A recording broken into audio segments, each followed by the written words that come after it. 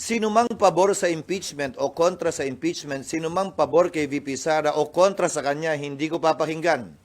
Gagawin ko kung anong tama, nararapat at ayon sa konstitusyon at batas, ayon sa aming tingin. Kung ano ang tama. Hindi porkit pabor sila sa impeachment at ayaw nila kay VP Sara at gusto nilang matanggal si VP Sara, mamadali na namin at susundin namin sila.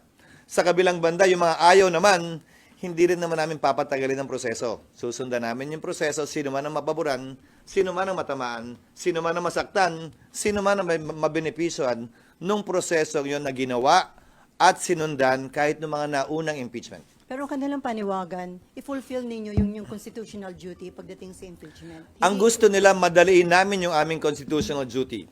Gagampan na namin yun, pero hindi sa oras na gusto nila porkit nagmamadali sila. Wala namang nagsabing hindi namin gagampanan yun dahil sabi ko nga, proseso ito na dapat sundan at sinusundan. Hindi sa oras na gusto nila, hindi sa pinili nilang panahon. Halimbawa, gusto nila mag-trial kami sa recess. Maliwanag na bawal at illegal yun. Kung sinunod namin sila sa kagustuhan nila, edi nagkaroon pa ng dagdag na bala ang nasasakdal si VP Sarang maaaring iakit na naman sa Korte Suprema at maging problema na naman nating lahat. Hindi dahil mapapaboran siya o hindi siya mapapaboran, pero dahil magkakaroon ng constitutional crisis kung saan maaaring pigilan ng Korte ang Senado sa sinimulang trabaho niya.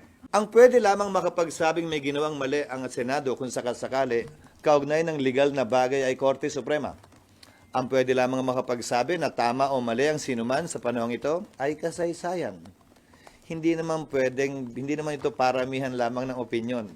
Ang final arbiter ng lahat ng legal na katanungan ay ang Korte Suprema kung sakasakali. At hanggang sa ngayon, nakabinbin pa ang kaso sa Korte Suprema, yung mandamos in particular na inuutusan sana kami na mag-trial na agad maski na bakasyon kami.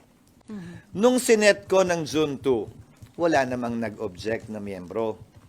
Nung nireset ng June 11, bagaman may agam-agam, wala namang nagmosyon para mas maaga. Malayang magagawa yun ni naman kung sakasakali.